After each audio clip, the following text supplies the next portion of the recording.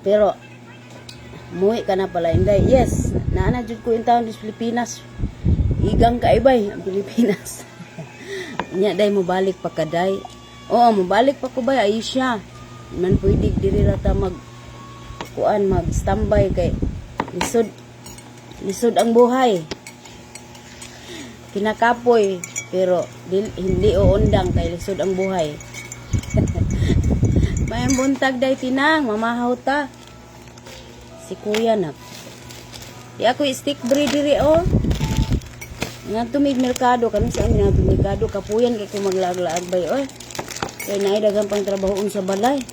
Maayo pud ma'am kay makauban nimo sa New Year imong mga anak. Oh, atong Pasko gyud ko naabot, i-surpresa nako sila sa Pasko. Anang 24 nag-chat na ni akong gwapo. Diya oh. Put pa kay mi bay oy, among labunon oh. Sa kasako mo na yung pamulib diri. Buhang pa kay mi. May ko ganahan mo laag kay mga limpi po jud ko. Awa among buwan sa libo ulan kaayo.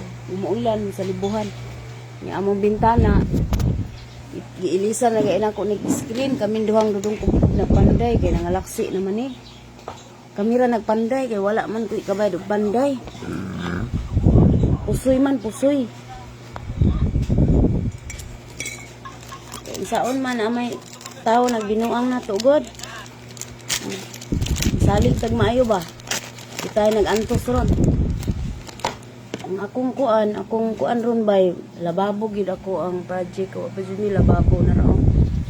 Kuan ya nami dito sa gawa sa puso. Ato pa mi dito manghugas. Magsakripisyo sa magantos.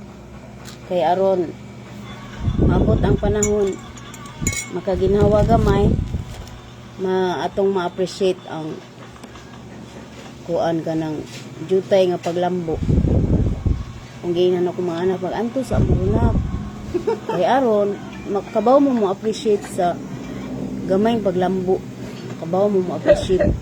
Nanglan mag-agi sa among pag-antos.